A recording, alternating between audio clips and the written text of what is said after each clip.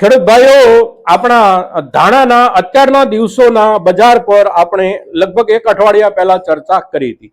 હવે આજે આપણે ફરી એક વખત ધાણાના અત્યારના બજાર અને સાથે સાથે આવનારા દિવસોમાં થનારા ફેરફારની શક્યતાઓ અને સંભાવનાઓને લઈને જે એક નવો અહેવાલ એટલે કે નવો રિપોર્ટ આવી રહ્યો છે, અને ખાસ કરીને રિપોર્ટ જેના તરફથી આવી રહ્યો છે એ સંસ્થા એટલે કોમોડિટી બોર્ડ યુરોપ, કે જેનું ન્યૂઝલેટર છે સીએમબી, અને સીએમબી ન્યૂઝલેટર પરથી જે કાંઈ સમાચારો આગામી દિવસોને ધ્યાનમાં રાખીને બજારમાં થનારા ફેરફારોના અંગે આપવામાં આવ્યા છે રિપોર્ટમાં. એ રિપોર્ટ એક 21 તારીખનો છે, 21 જુલાઈનો, અને એક રિપોર્ટ છે 25 જુલાઈનો. એટલે આ બંને રિપોર્ટને ધ્યાનમાં રાખી અને આપણે ચર્ચા કરીએ છીએ. અને ખાસ કરીને આ ચર્ચા આપણે જે કરીએ છીએ એમાં મહત્વનો મુદ્દો એ છે કે કોમોડિટી બોર્ડ યુરોપના આ ન્યૂઝ લેટરમાં જે કાંઈ ચર્ચાઓ છે એમાં મુખ્ય મુદ્દો આપણા ગોંડલના બજારને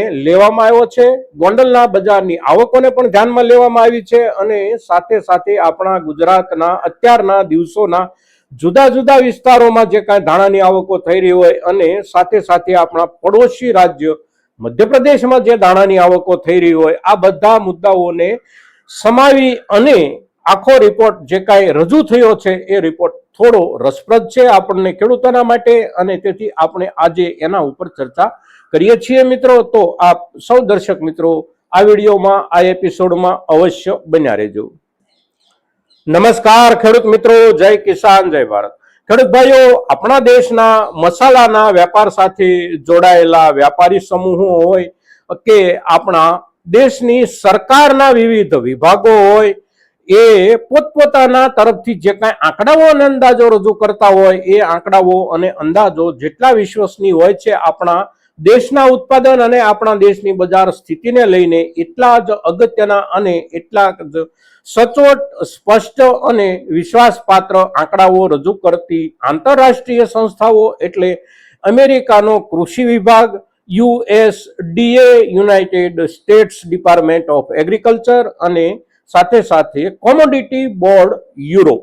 પણ આ પૈકી કેટલીક સંસ્થાઓ, ખાસ કરીને કોમોડિટી બોર્ડ યુરોપ છે, તો એ ખેડૂતોને ધ્યાનમાં રાખી અને સલાહ સૂચન કે આંકડાઓ નથી આપતી. એ માત્ર વેપારી વર્ગને ધ્યાનમાં રાખીને જ વધારેમાં વધારે વિશ્લેષણ કરે છે. એમાં ખેડૂતોની હાજરી અગર તો ખેડૂતો માટેની ચર્ચા વિચારણા બહુ ઓછી હોય છે, પણ આખરે જ્યારે એગ્રીકલ્ચર કોમોડિટીની ચર્ચા કરવી હોય ત્યારે વેપારીઓ માટેની જે સલાહ હોય એ સલાહ ખેડૂતોને માટે પણ ક્યાંક ને ક્યાંકથી કાં તો સકારાત્મક ક્યાં તો નકારાત્મક રૂપમાં લાગુ અવશ્ય પડતી હોય છે. હવે ધાણાના બજારમાં અત્યારના દિવસોમાં જે કાંઈ બે અહેવાલો છેલ્લા 4 કે 5 દિવસ દરમિયાન કોમોડિટી બોર્ડ યુરોપ તરફથી આવ્યા છે, આ અહેવાલોના જ આધારે માત્ર આપણે આજની ચર્ચા કરીએ છીએ. આપણા સ્થાનિક બજારોમાં એની અસર કેવી થઈ શકે છે, અગર તો નથી થતી, એ મુદ્દો બીજા ક્રમનો છે. કારણ કે આપણા દેશના વેપારી સમુદાય તરફથી આ પ્રમાણેના માહોલનો લાભ ઉઠાવવા માટેની ક્ષમતા કેટલી હોઈ શકે છે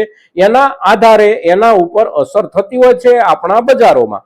પણ કોમોડિટી બોર્ડ યુરોપ તરફથી જે કાંઈ અત્યારના દિવસે આગળના સમયને ધ્યાનમાં રાખી અને વિવરણો રજૂ થયા છે, એ વિવરણો મુજબ અત્યારના દિવસોમાં આંતરરાષ્ટ્રીય બજારમાં ધાણાની માંગ એકંદર થોડી સુધારા તરફ જઈ રહી છે, અને સુધારા તરફ જઈ રહેલી જે માંગ છે એ માંગની પૂર્તિ માટે આખી દુનિયાની નજર આપણા દેશ તરફ રહેવાની સંભાવનાઓ છે. કારણ કે આપણા દેશમાં જ આખી દુનિયામાં ધાણાનું સૌથી વધારે ઉત્પાદન થાય છે. હવે ધાણાનું જે વૈશ્વિક ઉત્પાદન આ વર્ષમાં અંદાજવામાં આવે છે, એ અંદાજ લગભગ 11 લાખ ટન આસપાસ ધાણાનું ઉત્પાદન આ વર્ષમાં થયું હોવાનો વૈશ્વિક અંદાજ જે છે, એમાં આપણા ભારતનો હિસ્સો લગભગ 7,25,000 ટન જેટલો માનવામાં આવે છે. બીજા ક્રમે ઇજિપ્તનું ઉત્પાદન 88,000 થી લઈ અને 90,000 ટન આસપાસ માનવામાં આવે છે. ત્રીજા ક્રમે મોરોક્કો 75,000 થી લઈ અને 80,000 ટન, અને ચોથા ક્રમે રશિયા 62,000 થી લઈ અને 65,000 ટન. ત્યાર પછી જુદા જુદા યુરોપીય દેશો હોય, ચાઇના હોય, આ બધા થોડા થોડા પ્રમાણમાં ધાણાનું ઉત્પાદન કરતા હોય છે. પણ મોટું ઉત્પાદન અને સૌથી મોટા નિકાસકાર પણ આપણે છીએ દુનિયાની અંદર. હવે અત્યારના દિવસોમાં ઊભી થયેલી ધાણાની માંગ જે બતાવવામાં આવી રહી છે કોમોડિટી બોર્ડ યુરોપ તરફથી, એ માંગ સારી બતાવવામાં આવી રહી છે. આવનારા દિવસોમાં ધાણાની ખરીદી દુનિયાના વિવિધ દેશો તરફથી પોતપોતાની જરૂરિયાતના આધારે થોડી વધારે પ્રમાણમાં નીકળવાની સંભાવનાઓ છે અને એ જે સંભાવનાઓ બતાવવામાં આવી રહી છે એ સંભાવનાઓના આધારે ધાણાના અત્યારના બજારમાં લગભગ પ્રતિ ટન 50 થી લઈ અને 55 કે 60 ડોલરની વૃદ્ધિ થવાની સંભાવનાઓ બતાવવામાં આવી રહી છે. હવે આ પ્રમાણે ડોલરના હિસાબથી વધારો થાય ટનમાં, તો એક મણિકામાં આપણને શું વધારો મળે, આ આપણા માટે સમજવા જેવો મુદ્દો હોય છે કે આપણને લગભગ બજારમાં એક મણે 90 રૂપિયાથી લઈને 100 રૂપિયા સુધીનો વધારો મળવાની સંભાવનાઓ આગામી દિવસોમાં બની રહી છે.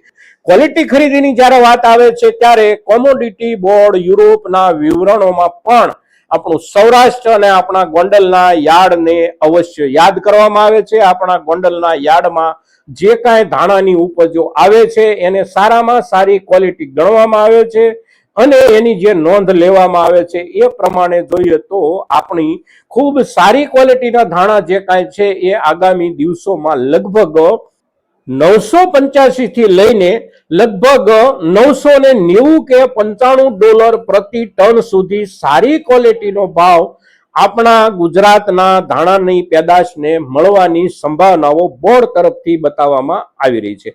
હવે આ પ્રમાણે આપણે જોઈએ તો આગામી દિવસોમાં ધાણાના ભાવમાં સંભવિત સુધારાની શક્યતાઓ જે કાંઈ બતાવવામાં આવી રહી છે એ જ પ્રમાણે જો બજાર ચાલે તો આગામી સમયમાં આપણને થોડો ઘણો ભાવમાં સુધારો મળવાની શક્યતાઓ છે. સારી ક્વોલિટીમાં 20 કિલોએ 100 રૂપિયાથી વધારે સુધારો મળી શકે, સામાન્ય ક્વોલિટીમાં 100 રૂપિયા આસપાસ સુધારો મળી શકે અને થોડી નબળી ક્વોલિટી હોય તો એમાં પણ ઉપરના સુધારાઓના આધારે અવશ્ય સામાન્ય રૂપમાં સુધારો મળવાની સંભાવનાઓ બને છે. આ પ્રમાણે જ્યારે આપણે ચર્ચા કરતા હોઈએ છીએ ભાવોમાં વધારાની કે અગર તો ભાવોમાં ઘટાડાની, ત્યાર પછીના દિવસોમાં જે સંભાવનાઓની ચર્ચાઓ આપણે કરી હોય એમાં થોડો ઘણો ફેરફાર ઉભો થાય. એટલે કેટલાક દર્શકો એવા સવાલ કરે છે કે તમે આવું કહેતા હતા ને આવું કેમ ના થયું, તમે આવું કહેતા હતા આવું કેમ ના થયું. બહુ સવાલ વ્યાજબી હોય છે, પણ કોઈ એક વ્યક્તિ સમગ્ર બજારનો સંપૂર્ણપણે અંદાજ